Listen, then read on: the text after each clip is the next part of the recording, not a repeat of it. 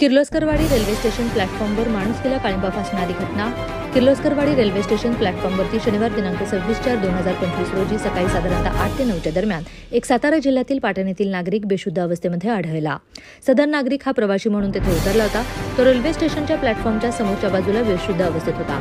त्याला तब्बल 24 तासानंतर म्हणजे दुसऱ्या दिवशी रविवारी 27/4/2025 रोजी सकाळी रेल्वे प्रशासनाने 108ला फोन करून ॲडमिट केले, परंतु त्या माणसाला सांगली सिव्हिल हॉस्पिटलमध्ये मृत घोषित करण्यात आले।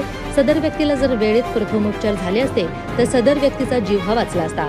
सदर प्रकरणामध्ये रेल्वे प्रशासन आणि रेल्वे पोलीस प्रशासन यांच्या निष्काळजीपणामुळे सदर निष्पाप व्यक्तीचा जीव गमवावा लागला आणि म्हणूनच संबंधित प्रकरणामध्ये त्या दिवशी ड्युटीवर असलेले स्टेशन मास्तर व रेल्वे पोलीस अधिकारी यांच्यावर तातडीने निलंबनाची कारवाई करण्यात यावी या प्रमुख मागणीसाठी भारतीय जनता पार्टी अल्पसंख्याक मोर्चा पलूस कडेगाव व Republican party of India Athawale गट यांच्या माध्यमातून आज रेल्वे स्टेशन प्रबंधक किर्लोस्करवाडी यांना निवेदन देण्यात आले व सदर मागणीवर तातडीने कारवाई करण्याची मागणीही करण्यात आली आणि एक इशारा देण्यात आला, जर 10 दिवसाच्या आतमध्ये सदर अधिकाऱ्यांच्यावर कारवाई झाली नाही तर सदर प्रकरणासाठी आंदोलनाचा मार्ग स्वीकारावा लागेल। सदर निवेदन देण्यास प्रसंगी रिपब्लिकन पार्टी ऑफ इंडियाचे विनायक कांबळे, भारतीय जनता पक्षाचे अमीर भैया पठाण, धनंजय माने, निहाल नदाफ, राजू मुजावर यांच्यासह बहुसंख्य नागरिक उपस्थित होते।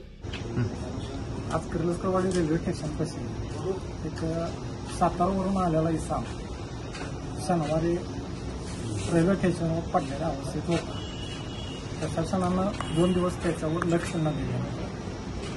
त्याला रविवारी इथून खंबाळकर हॉस्पिटलला 108 ॲम्ब्युलन्समधून दाखल केला। त्याचा तो तिथून सिव्हिलला नेला आणि तो मृत घोषित केला तिथून। तर ह्यासाठी जबाबदारीचे कोण अधिकारी असतील, प्रशासन असेल तर त्यांच्यावर कारवाई व्हावी हे RPI मी भाजपतर्फे आमिर पठाण ही मागणी करत आहे। त्यासने आज त्या पद्धतीनं आम्ही समज दिलेली आहे आणि येत्या 10 दिवसात जर त्याचा रिझल्ट नाही आला तर आम्ही आंदोलन करू असं जावं।